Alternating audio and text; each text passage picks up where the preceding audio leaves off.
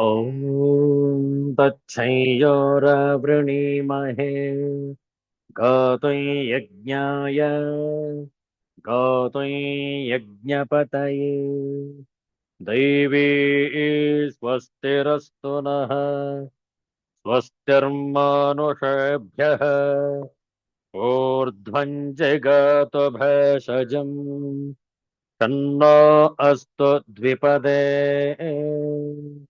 सञ्चतुष्पदे ॐ शान्तिः शान्तिः शान्तिः हरिः ॐ श्रीगुरुभ्यो नमः हरिः ॐ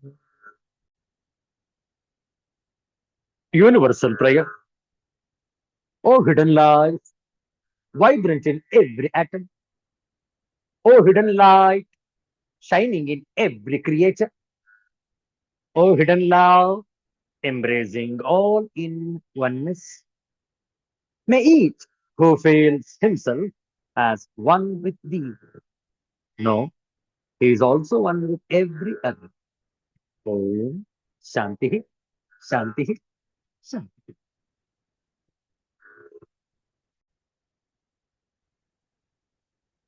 ಇಂದು ಆದಿತ್ಯವಾಸರ ಫಾಲ್ಗುಣ ಬಹುಳ ಪಂಚಮಿ ಮಾರ್ಚ್ ತಿಂಗಳ 8ನೇ ತಾರೀಕು 2026ನೇ ಇಸ್ವಿ. ಈ ಭಾನುವಾರದ ಮುಸ್ಸಂಜೆಯಲ್ಲಿ ಶ್ರೀ ದತ್ತಾತ್ರೇಯ ಸ್ತೋತ್ರಂ ಇದರ ಪಾರಾಯಣ ಶ್ರದ್ಧೆಯಿಂದ ಆಲಿಸುವಂತವರಾಗಿ ಶ್ರೀ ದತ್ತಾತ್ರೇಯ ಸ್ತೋತ್ರಂ. ಜಟಾಧರಂ ಪಾಂಡುರಂಗಂ ಶೂಲಹಸ್తం ಕೃಪಾನಿಧಿಂ ಸರ್ವರೋಗಹರಂ ದೇವಂ दत्तात्रेयमहं भजे दत्तात्रेयमहं भजे.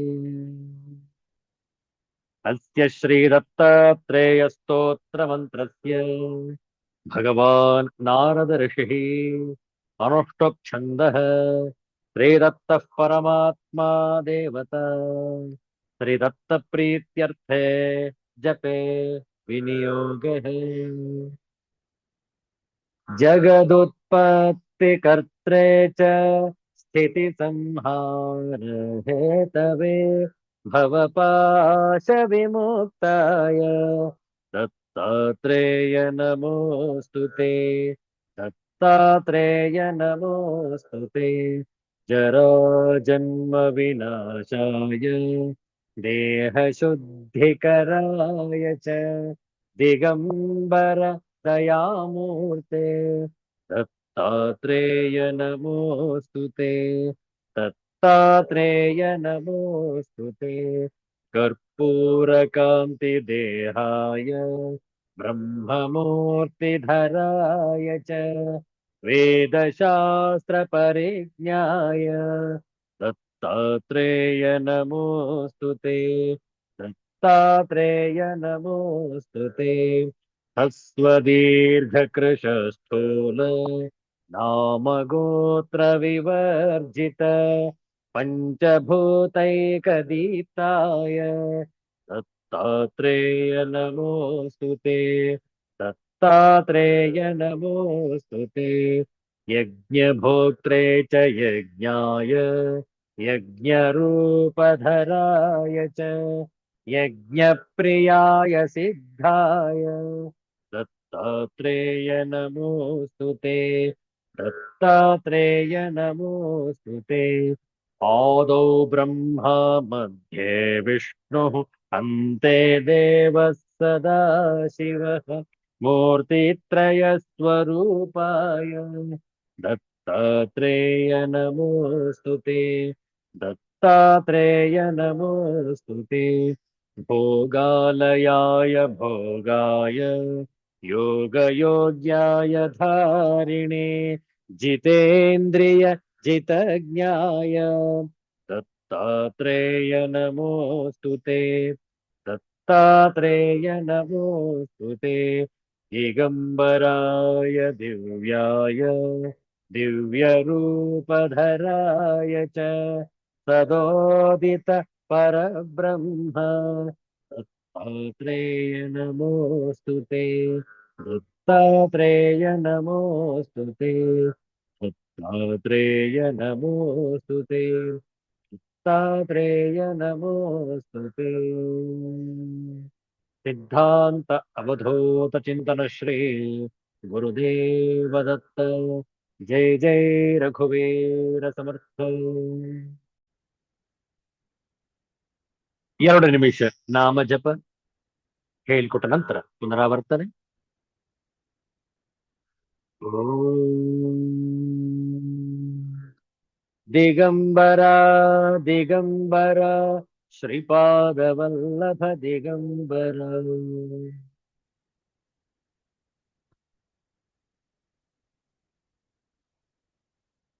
ದಿಗಂಬರ ದಿಗಂಬರ ಶ್ರೀಪಾದವಲ್ಲಭ ದಿಗಂಬರ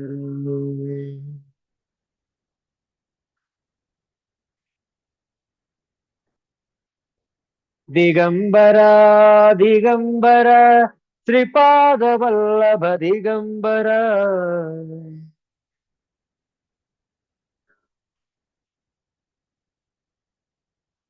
ಬ್ರಹ್ಮ ವಿಷ್ಣು ಮಹೇಶ್ವರ ಶ್ರೀಪಾದವಲ್ಲಭ ದಿಗಂಬರ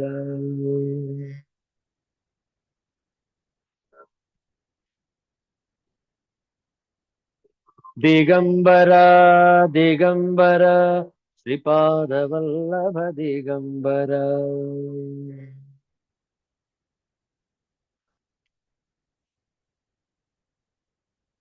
ದಿಗಂಬರ ದಿಗಂಬರ ಶ್ರೀಪಾದವಲ್ಲಭ ದಿಗಂಬರ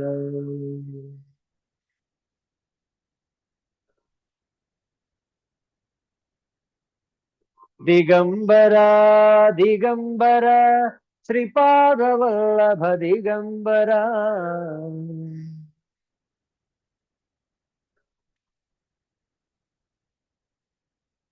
ಬ್ರಹ್ಮ ವಿಷ್ಣು ಮಹೇಶ್ವರ ಶ್ರೀಪಾದವಲ್ಲಭ ದಿಗಂಬರ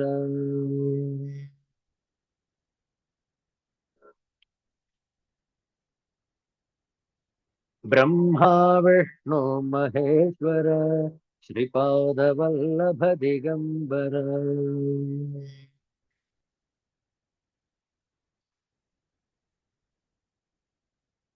ಶ್ರೀಪಾದವಲ್ಲಭ ದಿಗಂಬರ ಶ್ರೀಪಾದವಲ್ಲಭ ದಿಗಂಬರ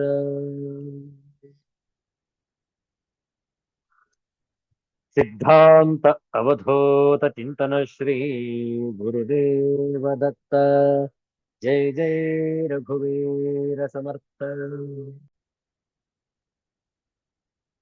ರಾಮಕೃಷ್ಣರ ಒಂದು ದಿವ್ಯವಾದ ಭಜನೆ ಹೇಳಿಕೊಡ್ತೇವೆ, ಪುನರಾವರ್ತಿಸಬಹುದು. ಓಂ ಸ್ಥಾಪಕಾಯ ಚ ಧರ್ಮಸ್ಯ ಸರ್ವಧರ್ಮಸ್ವರೂಪಿಣೇ ಅವತಾರವರಿಷ್ಠಾಯ ರಾಮಕೃಷ್ಣಾಯ ತೇ ನಮಃ.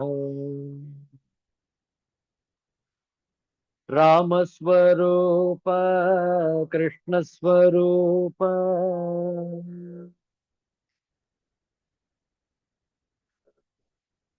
ರಾಮಕೃಷ್ಣ ನಮೋಸ್ತುತೇ.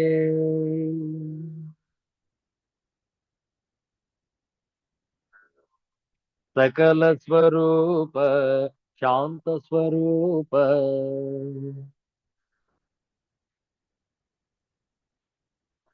ಪರಮಹಂಸ ನಮೋಸ್ತುತೇ.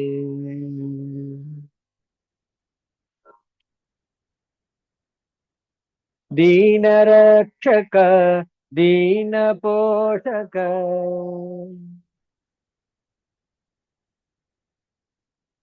ರಾಮಕೃಷ್ಣ ನಮೋಸ್ತುತೇ.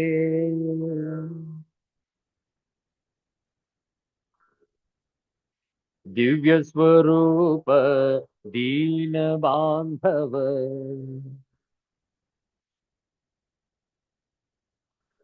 परमहंस नमोस्तुते।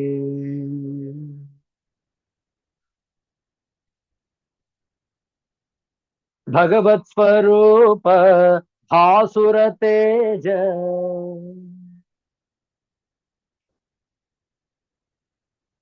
राम कृष्ण नमोस्तुते।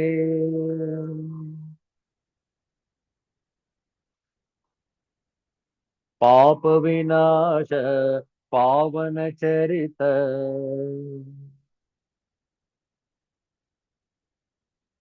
परमहंस नमोस्तुते।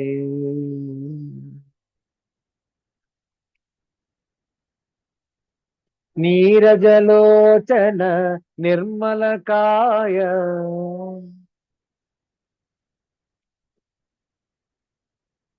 राम कृष्ण नमोस्तुते।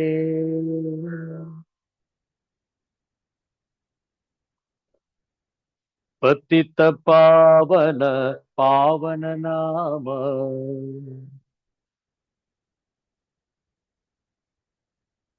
परमहंस नमोस्तुते।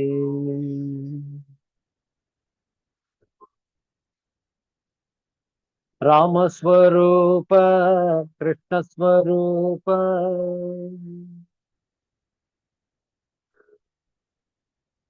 राम कृष्ण नमोस्तुते।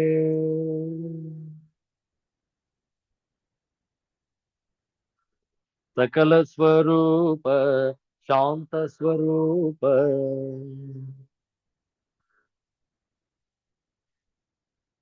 परमहंस नमोस्तुते।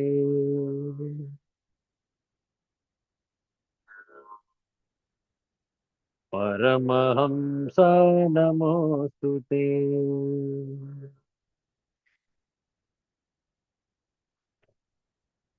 श्री रामकृष्ण महाराज की जय। सिद्धांत अवधूत चिंतन श्री गुरुदेव दत्त। जय जय रघुवीर समर्थ श्री सद्गुरुनाथ महाराज की जय। हर हर नमः पार्वती पतये हर हर महादेव ಶಂಭೋ.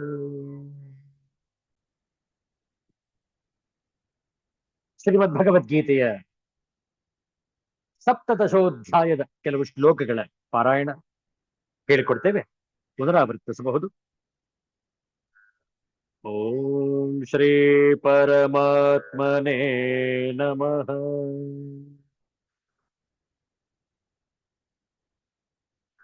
ಅಥ ಸಪ್ತದಶೋಧ್ಯಾಯಃ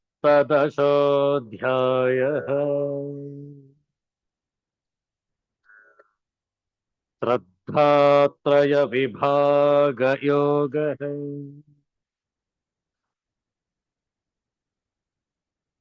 अर्जुन उवाच ये शास्त्रविधिमुत्सृज्य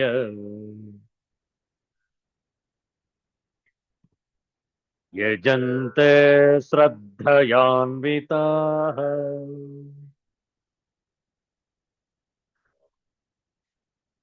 तेषां निष्ठा तु का कृष्ण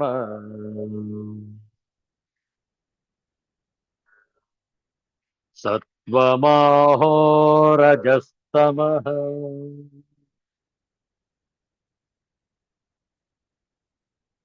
श्रीभगवानुवाच त्रिविधा भवति श्रद्धा देहिनां सा स्वभावजा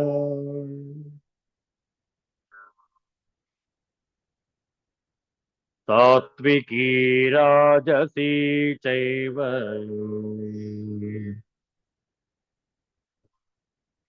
तामसी चेति तां शृणु.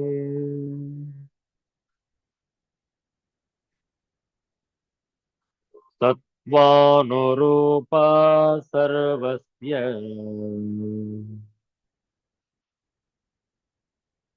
श्रद्धा भवति भारत।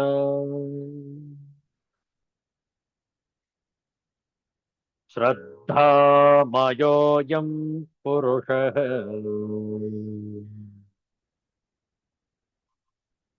यो यच्छ्रद्धः स एव सः।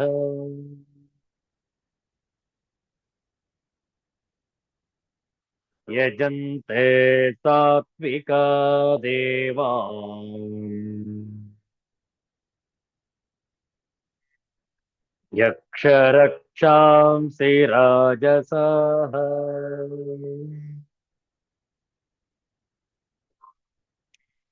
प्रेतान् भूतगणांश्चान्ये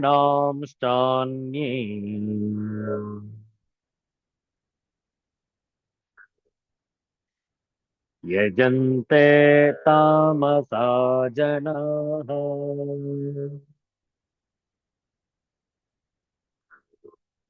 अशास्त्रविहितं घोरम् तप्यन्ते ये तपो जनाः।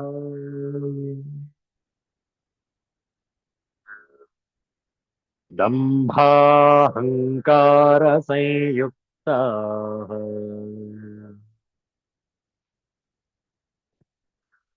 कामरागबलान्विताः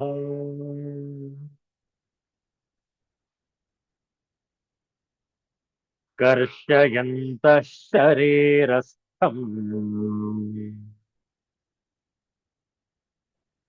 भूतग्राममचेतसः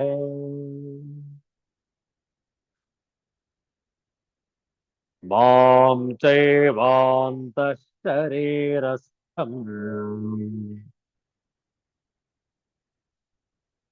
तान् विद्यासुरनिश्चयान्।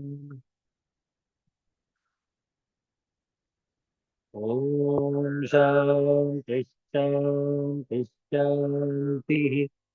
हरिः ॐ श्रीगुरुभ्यो नमः। हरिः ॐ। ಸಾತ್ವಿಕರು ದೇವತೆಗಳನ್ನು, ರಾಜಸ ಪುರುಷರು ಯಕ್ಷ ರಾಕ್ಷಸರನ್ನು ಮತ್ತು ಇನ್ನುಳಿದ ತಾಮಸ ಮನುಷ್ಯರು ಪ್ರೇತ ಭೂತ ಗಣಗಳನ್ನು ಘೋಷಿಸುತ್ತಾರೆ. ಶ್ರದ್ಧಾತ್ರಯ ವಿಭಾಗ ಯೋಗವನ್ನು ಅಧ್ಯಯನ ಮಾಡ್ತಾ ಇದ್ದೇವೆ. ಶ್ರದ್ಧೆಯು ಮೂರು ಬಗೆಯಾಗಿರುವುದು: ಸಾತ್ವಿಕ, ರಾಜಸಿಕ, ತಾಮಸಿಕ. ಹಾಗಾದ್ರೆ ಯಾರ್ಯಾರು ಯಾವ ಯಾವ ರೀತಿಯಲ್ಲಿ ಪೂಜಿಸುವರು ಅನ್ನುವಂಥದ್ದನ್ನು ನೋಡಿದ್ದೇವೆ. ಮುಂದೆ ನೋಡಿ, ಯಾವ ಗುಣಗಳಿದ್ದರೆ, ಯಾವ ಶ್ರದ್ಧೆ ಇದ್ದರೆ ಅವರ ಪೂಜೆ ಹೇಗಿರುತ್ತೆ.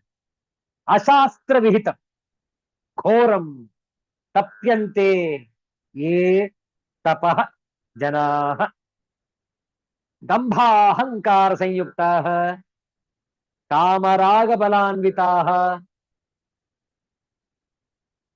ಕರ್ಷಯಂತಃ ಶರೀರಸ್ಥಂ ಭೂತಗ್ರಾಮಂ ಅಚೇತಸಃ ಮಾಂ ಚ ಏವ ಅಂತಃ ಶರೀರಸ್ಥಂ ತಾನ್ ವಿದ್ಧಿ ಆಸುರ ನಿಶ್ಚಯಾನ್.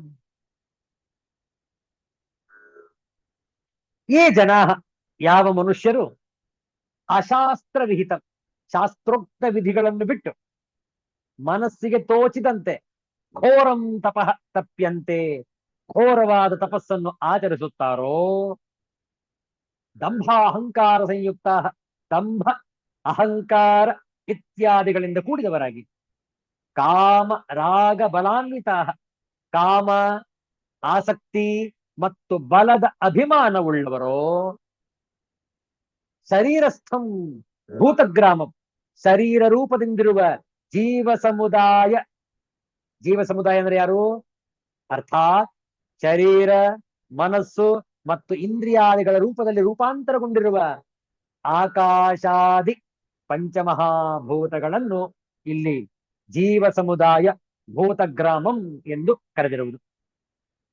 ಶರೀರ ರೂಪದಿಂದಿರುವ ಜೀವ ಸಮುದಾಯ ಅಂತಃಶರೀರಸ್ಥಂ ಮತ್ತು ಅಂತಃಕರಣದಲ್ಲಿರುವ ಮಾಂ ಅಂತರ್ಯಾಮಿಯಾದ ನನ್ನನ್ನು ಏವ ಕರ್ಷಯಂತಹ ಅಂತರ್ಯಾಮಿಯಾದ ನನ್ನನ್ನೂ ಸಹ ದುರ್ಬಲಗೊಳಿಸುವರೋ. ದುರ್ಬಲಗೊಳಿಸುವುದರ ಅರ್ಥ ಏನು? ಶಾಸ್ತ್ರ ವಿರುದ್ಧವಾದ ಉಪವಾಸಾದಿ ಘೋರ ಆಚರಣೆ ಮೂಲಕ ಶರೀರವನ್ನು ಒಣಗಿಸುವುದು ಮತ್ತು ಭಗವಂತನ ಅಂಶರೂಪಿಯಾದ ಜೀವಾತ್ಮನಿಗೆ ಕಷ್ಟ ಕೊಡುವುದು ಜೀವ ಸಮುದಾಯವನ್ನೂ ಮತ್ತು ಅಂತರ್ಯಾಮಿ ಪರಮೇಶ್ವರನನ್ನೂ ಕೃಶಗೊಳಿಸುವುದು, ದುರ್ಬಲಗೊಳಿಸುವುದು. ಅಂತರ್ಯಾಮಿಯಾದ ನನ್ನನ್ನೂ ಸಹ ದುರ್ಬಲಗೊಳಿಸುವರೋ. ಮಾಂ ಏವ ಕರ್ಷೆಯಂತಹ ತಾನ್ ಅಚೇತಸಃ ಆ ಅಜ್ಞಾನಿಗಳನ್ನು ಆಸುರ ನಿಶ್ಚಯಾನ್ ವಿದ್ಧಿ, ಆಸುರಿ ಸ್ವಭಾವದವರೆಂದು ತಿಳಿದುಕೋ. ಯಾವ ಮನುಷ್ಯರು ಶಾಸ್ತ್ರೋಕ್ತ ವಿಧಿಗಳನ್ನು ಬಿಟ್ಟು ಮನಸ್ಸಿಗೆ ತೋಚಿದಂತೆ ಘೋರವಾದ ತಪಸ್ಸನ್ನು ಆಚರಿಸುತ್ತಾರೋ, ದಂಭ ಅಹಂಕಾರ ಇತ್ಯಾದಿಗಳಿಂದ ಕೂಡಿದವರಾಗಿ ಕಾಮ ಆಸಕ್ತಿ ಮತ್ತು ಬಲದ ಅಭಿಮಾನವುಳ್ಳವರೋ, ಶರೀರ ರೂಪದಿಂದಿರುವ ಜೀವ ಸಮುದಾಯ ಮತ್ತು ಅಂತಃಕರಣದಲ್ಲಿರುವ ಅಂತರ್ಯಾಮಿಯಾದ ನನ್ನನ್ನೂ ಸಹ ದುರ್ಬಲಗೊಳಿಸುವರೋ, ಆ ಅಜ್ಞಾನಿಗಳನ್ನು ಆಸುರಿ ಸ್ವಭಾವದವರೆಂದು ತಿಳಿ. ನೋಡಿ ಎಷ್ಟು ಸೊಗಸಾಗಿ ಗುಣಗಳ ತಕ್ಕ ಹಾಗೆ ಅವರ ವರ್ತನೆ ಇರುತ್ತೆ ಅನ್ನುವಂಥದ್ದನ್ನು ಭಗವದ್ಗೀತೆಯಲ್ಲಿ ಸ್ಪಷ್ಟವಾಗಿ ತಿಳಿಸಲಾಗಿದೆ.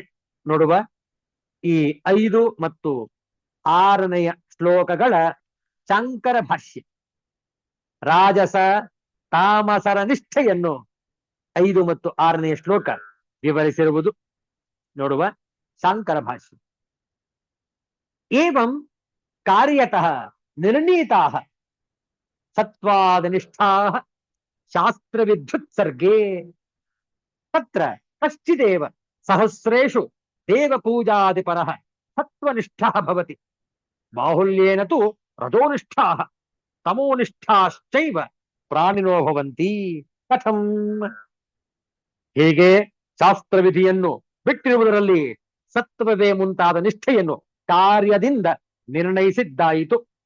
ಇಲ್ಲಿ 1000ಕ್ಕೆ ಯಾವನೋ ಒಬ್ಬನು ದೇವಪೂಜೆಯೇ ಮುಂತಾದವುಗಳಲ್ಲಿ ತತ್ಪರನಾಗಿ ಸತ್ವನಿಷ್ಠನಾಗಿರುತ್ತಾನೆ. ಆದರೆ ಬಹಳ ಮಟ್ಟಿಗೆ ಪ್ರಾಣಿಗಳು ರಜೋನಿಷ್ಠರೂ ತಮೋನಿಷ್ಠರೂ ಆಗಿಯೇ ಇರುತ್ತಾರೆ. ಹೇಗೆಂದರೆ ಅಶಾಸ್ತ್ರವಿಹಿತಂ ನ ಶಾಸ್ತ್ರವಿಹಿತಂ ಅಶಾಸ್ತ್ರವಿಹಿತಂ ಘೋರಂ ಪೀಡಾಕರಂ ಪ್ರಾಣಿನಾಂ ಆತ್ಮನಶ್ಚ ತಪಃ ತಪ್ಯಂತೆ ನಿರ್ವರ್ತಯಂತಿ ಯೇ ಜನಾಃ ತೇ ಚ ದಂಭ ಅಹಂಕಾರ ಸಂಯುಕ್ತಾಃ ದಂಭಶ್ಚ ಅಹಂಕಾರಶ್ಚ ದಂಭಾಹಂಕಾರೌ ತಾಭ್ಯಾಂ ಸಂಯುಕ್ತಾಃ ದಂಭಾಹಂಕಾರ ಸಂಯುಕ್ತಾಃ ಕಾಮರಾಗಬಲಾನ್ವಿತಾಃ ಕಾಮಶ್ಚ ರಾಗಶ್ಚ ಕಾಮರಾಗೌ ತತ್ಕೃತಂ ಬಲಂ ಕಾಮರಾಗಬಲಂ ತೇನ ಅನ್ವಿತಾಃ ಕಾಮರಾಗಬಲಾನ್ವಿತಾಃ. ಅಶಾಸ್ತ್ರವಿಹಿತ ಅಶಾಸ್ತ್ರವಿಹಿತವಾದ, ಶಾಸ್ತ್ರದಲ್ಲಿ ವಿಧಿಸದೆ ಇರುವುದು ಅಶಾಸ್ತ್ರವಿಹಿತವಾದದ್ದು. ಅಂತಹ ಘೋರವಾದ ಪ್ರಾಣಿಗಳಿಗೂ ತಮಗೂ ತೊಂದರೆಯನ್ನುಂಟು ಮಾಡುವ ತಪಸ್ಸನ್ನು ಯಾವ ಜನರು ಮಾಡುತ್ತಿರುವರೋ ಆಚರಿಸುತ್ತಿರುವರೋ ಮತ್ತು ತಾವು ದಂಭಾಹಂಕಾರ ಸಂಯುಕ್ತರಾಗಿ, ದಂಭವೂ ಅಹಂಕಾರವೂ ದಂಭಾಹಂಕಾರಗಳು ಅವುಗಳಿಂದ ಕೂಡಿದವರಾಗಿ ದಂಭಾಹಂಕಾರ ಸಂಯುಕ್ತರಾಗಿ ಇರುವರೋ, ಕಾಮರಾಗ ಬಲಾನ್ವಿತರಾಗಿ, ಕಾಮವೂ ರಾಗವೂ ಕಾಮರಾಗಗಳು ಅವುಗಳಿಂದಾದ ಬಲವು ಕಾಮರಾಗ ಬಲವು ಅದರಿಂದ ಕೂಡಿದವರಾಗಿ ಕಾಮರಾಗ ಬಲಾನ್ವಿತರಾಗಿ ಇರುವರೋ, ಕರ್ಷೆಯಂತಹ ಕೃಷೀಕುರುವಂತಹ ಶರೀರಸ್ಥಂ ಭೂತಗ್ರಾಮಂ ಕರ್ಣ ಸಮುದಾಯಂ ಅಚೇತಸಃ ಅವಿವೇಕಿನಃ ಮಾಂ ಚೈವ ತತ್ಕರ್ಮ ಬುದ್ಧಿ ಸಾಕ್ಷಿಭೂತಂ ಅಂತಃಶರೀರಸ್ಥಂ ಕರ್ಷಯಂತಹ ಮತ್ ಅನುಶಾಸನಾಕರಣಮೇವ ಮತ್ಕರ್ಷಣಂ ತಾನ್ ವಿದ್ಧಿ ಆಸುರ ನಿಶ್ಚಯಾನ್. ಆಸುರಃ ನಿಶ್ಚಯಃ ಯೇಷಾಂತೆ ಆಸುರ ನಿಶ್ಚಯಾಃ ತಾನ್ ಪರಿಹರಣಾರ್ಥಂ ವಿದ್ಧಿ ಇತ್ಯುಪದೇಶಃ. ಶರೀರದಲ್ಲಿರುವ ಭೂತಗ್ರಾಮವನ್ನು, ಕರ್ಣಗಳ ಸಮೂಹವನ್ನು ಮತ್ತು ತಮ್ಮ ಕರ್ಮಗಳಿಗೂ ಬುದ್ಧಿಗೂ ಸಾಕ್ಷಿಯಾಗಿರುವ ಶರೀರದೊಳಗಿರುವ ನಾರಾಯಣನಾದ ನನ್ನನ್ನು ಕರ್ಷೆಯಂತಹ ಕೃಶಗೊಳಿಸುತ್ತಾ ಇರುವ ನನ್ನ ಅಪ್ಪಣೆಯಂತೆ ಮಾಡದಿರುವುದೇ ನನ್ನನ್ನು ಕೃಶಗೊಳಿಸುವುದು. ಪರಮಾತ್ಮನು ವಿಧಿಸದೇ ಇರುವ ಕರ್ಮಗಳನ್ನು ಮಾಡುವವರಿಗೆ ಅನಾತ್ಮ ಬುದ್ಧಿ ಹೆಚ್ಚುವುದರಿಂದ ಅವರು ಆತ್ಮನನ್ನು ಕೃಶಗೊಳಿಸಿದವರಾಗುತ್ತಾರೆ.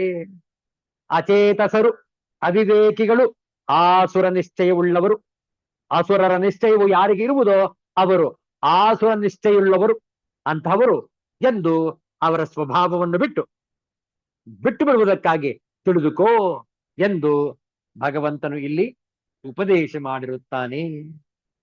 ಇದು ರಜೋಗುಣ ಮತ್ತು ತಮೋಗುಣಗಳು ಇರುವಂತಹ ಸ್ಥಿತಿ.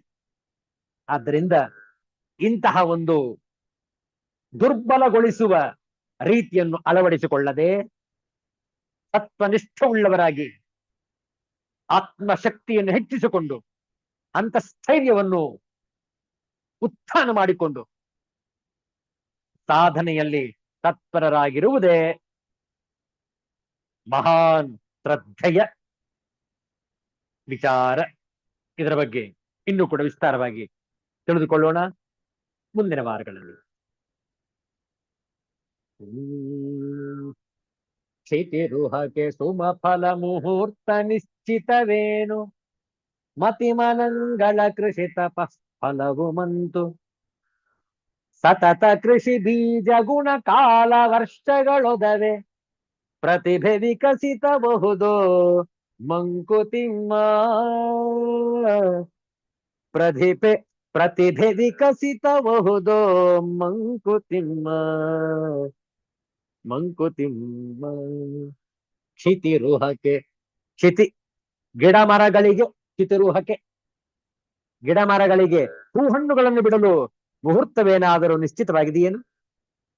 ಮನಸ್ಸು ಬುದ್ಧಿಗಳ ಕೃಷಿ ಮತ್ತು ತಪಸ್ಸಿನ ಫಲವೂ ಅಂತೆಯೇ. ಬೀಜದ ಗುಣ ಉತ್ತಮವಾಗಿದ್ದು ಸಕಾಲದಲ್ಲಿ ಮಳೆಯಾಗಿ ಮಾಡುವ ಪರಿಶ್ರಮ ಸತತವಾಗಿದ್ದರೆ ಹೇಗೆ ಒಳ್ಳೆಯ ಫಲ ಲಭ್ಯವಾಗುತ್ತದೆಯೋ ಹಾಗೆಯೇ ನಮ್ಮ ಪ್ರತಿಭೆಯನ್ನೂ ಸಹ ಸನ್ಮಾರ್ಗ, ಸತ್ಸಂಗ, ಸದ್ಭಾವದಂತಹ ಸಲಕರಣೆಗಳಿಂದ ನಿರಂತರ ಕೃಷಿ ಮಾಡಿದರೆ ನಮ್ಮ ಪ್ರತಿಭೆಯೂ ವಿಕಸಿತಗೊಂಡು ಸತ್ಫಲವನ್ನು ನೀಡುತ್ತದೆ ಎಂದು ಉಲ್ಲೇಖ ಮಾಡಿದ್ದಾರೆ ಮಾನ್ಯ ಗುಂಡಪ್ಪನವರು ಈ ಮುಕ್ತಕದಲ್ಲಿ. ಕ್ಷಿತಿರುಹಕೆ ಸುಮ ಫಲ ಮುಹೂರ್ತ ನಿಶ್ಚಿತವೇನು, ಮತಿಮನಂಗಳ ಕೃಷಿ ತಪಃ ಫಲವು ಮಂತು. ಸತತ ಕೃಷಿ ಬೀಜ ಗುಣ ಕಾಲ ವರ್ಷಗಳೊದವೆ, ಪ್ರತಿಭೆ ವಿಕಸಿತಬಹುದೋ ಮಂಕುತಿಮ್ಮ.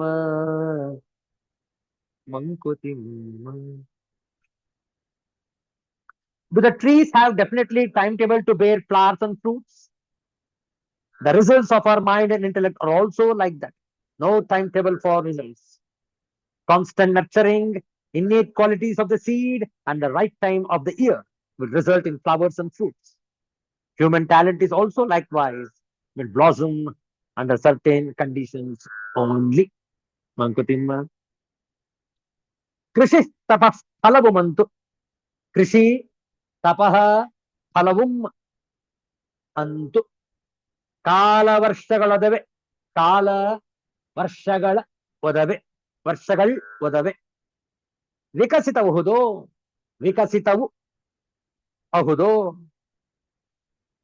ಕ್ಷಿತಿರುಹಕೆ ಗಿಡ ಮರಗಳಿಗೆ ಮತಿಮನಂಗಳು, ಬುದ್ಧಿ ಮತ್ತು ಮನಸ್ಸುಗಳು ವಿಕಸಿತವು ಅರಳುವಿಕೆ.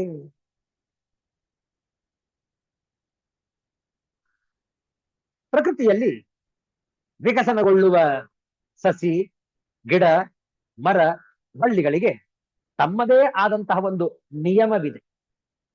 ಒಂದು ಬೀಜದಲ್ಲಿ ತನ್ನ ತಾಯಿ ಮರದಿಂದ ಹೊತ್ತು ತಂದ ಮತ್ತು ಅಂತರಂಗದಲ್ಲಿ ಅಡಕವಾಗಿರುವ ಆ ಗಿಡದ ಅಥವಾ ಮರದ ಗುಣಗಳನ್ನು ವಿಕಸಿತಗೊಳಿಸಲು ಸೂಕ್ತ ಮಣ್ಣು, ನೀರು ಮತ್ತು ಬೆಳಕಿದ್ದರೆ ಸಾಕು, ಅದು ತನ್ನ ಎಲ್ಲ ಗುಣಗಳನ್ನು ಹೊರಚೆಲ್ಲುತ್ತದೆ. ಇದೇ ರೀತಿ ಪ್ರತಿ ಜೀವಿಯು ತನ್ನ ಸ್ವಭಾವ ಮತ್ತು ಗುಣಗಳನ್ನು ಜನ್ಮದಿಂದಲೇ ಹೊತ್ತು ತಂದಿರುತ್ತಾನೆ. ಅವುಗಳನ್ನು ಸೂಕ್ತ ಸಂಘ, ವಿದ್ಯೆ ಮತ್ತು ನಿರಂತರ ಕೃಷಿಯಿಂದ ವಿಕಸನಗೊಳಿಸಿ ಜನ್ಮ ಸಾರ್ಥಕ್ಯವನ್ನು ಪಡೆಯಬಹುದು. ಗುಂಡಪ್ಪನವರು ಉಲ್ಲೇಖ ಮಾಡಿರುವ ಗಿಡ ಮರಗಳ ವಿಕಸನವು ಸೂಕ್ತ ವಾತಾವರಣ ಮತ್ತು ಕೃಷಿಯಿಂದ ಆಗುತ್ತದೆ. ಆದರೆ ಗಿಡ ಮರಗಳ ಗುಣವನ್ನು ಬದಲಾಯಿಸಲು ಸಾಧ್ಯವಿಲ್ಲ ಅಲ್ಲವೇ? ಬೇವಿನ ಮರವನ್ನು ನಿರಂತರ ಕೃಷಿಯಿಂದ ಸಮೃದ್ಧವಾಗಿ ಬೆಳೆಸಬಹುದು. ಆದರೆ ಅದರಲ್ಲಿ ಮಾವಿನಕಾಯಿ ಬೆಳೆಯಲು ಸಾಧ್ಯವಿಲ್ಲವಲ್ಲವೇ? ಆದರೆ ಮನುಷ್ಯ ಇದಕ್ಕೆ ಸ್ವಲ್ಪ ಅಪವಾದ. ಕೆಟ್ಟ ಗುಣಗಳನ್ನು ಹೊತ್ತು ತಂದಿದ್ದರೂ ಹುಟ್ಟು ಗುಣ ಸುಟ್ಟರೂ ಹೋಗುವುದಿಲ್ಲ ಎನ್ನುವ ಗಾದೆ ಇದ್ದರೂ ಸತ್ಸಂಗ, ಸನ್ಮಾರ್ಗ, ಸದ್ವಿದ್ಯೆ, ಸತ್ಕಾರ್ಯಗಳಿಂದ ಮನುಷ್ಯನ ಗುಣ ಸ್ವಭಾವ ಎಲ್ಲವನ್ನು ಸುಧಾರಿಸಬಹುದು. ಇಂತಹ ನಿದರ್ಶನಗಳು ನಮಗೆ ಹೇರಳವಾಗಿ ಸಿಗುತ್ತವೆ.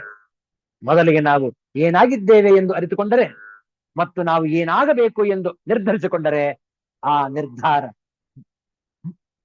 ನಿಶ್ಚಿತವಾಗಿದ್ದರೆ, ದೃಢವಾದರೆ, ನಾವು ವಿಕಸಿತರಾಗಬೇಕಾದರೆ, ಮಾಡಬೇಕಾದ ಕೃಷಿಯನ್ನು ಮಾಡಿದರೆ ನಮ್ಮಲ್ಲಿ ಅಡಗಿರುವ ಪ್ರತಿಭೆಯನ್ನು ವಿಕಸನಗೊಳಿಸಿಕೊಂಡು ನಾವೂ ಸಹ ಸುಧಾರಿತರಾಗಬಹುದು ಮತ್ತು ಬದುಕನ್ನು ಸಾರ್ಥಕಗೊಳಿಸಿಕೊಳ್ಳಬಹುದು ಅಲ್ವೇ? ಶ್ರೇಷ್ಠವಾದಂತಹ ತತ್ವ ವಿಚಾರಗಳು ಮುಂದುವರಿಯುತ್ತವೆ ಮುಂದಿನ ಬಾರಿ. ಮತ್ತೆ ಮತ್ತೆ ಮನನ ಮಾಡುತ್ತೀರಿ.